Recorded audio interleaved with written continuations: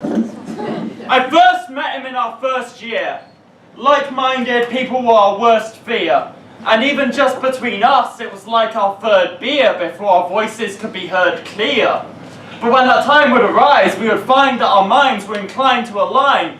So when my lines always rhyme like Polissa lullabies, that's me aping conversation with this guy that I liked. We'd reminisce over times when if your mind wasn't right, you could find you a fight and fantasize about buying some bikes and timing it right to see some guys try them for size. See, I came from Lawnswood, he came from another hard school. The kind where hands were only raised outside of classrooms and having an opinion. Man, who asked you? You're just a sad fool and I've got a mad crew just waiting for a chance to, was your answer. So you were best advised to keep your mouth shut. So we didn't understand this clowning around that everybody else seemed so damn proud of. A high value placed on worthless words, the more absurds preferred. A low value placed on wordless nerds who've been hurt by herds. We weren't just tugging on our loose ends, we had a few friends, a druggie, a dropout, and a gentleman.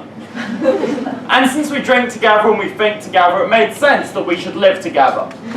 But even staying in the same place, I wouldn't see him for days. He'd hibernate in his cave. I got a letter from his parents, it complained that he ain't been in contact. Shit, I live with him and he ain't been in contact since he signed to this contract. Yeah, with Casey, and put another on top, the library's sending late fees because he ain't been on campus lately. Since the last time he fainted, his face hit the pavement. Man, don't tell them that!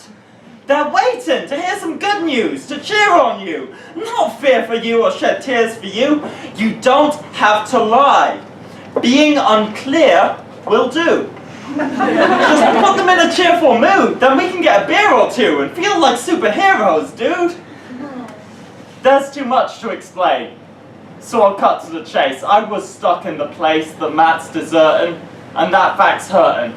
So I bomb to the bottom of a bottle of bourbon and pass out. I wake up and see that Matt's out, that Matt's left this address, but Matt hasn't left his address. He saw me through when times were tough, and heard me out when lines were rough. And now the only way that I can say goodbye is to recite these useless rhymes. Woo!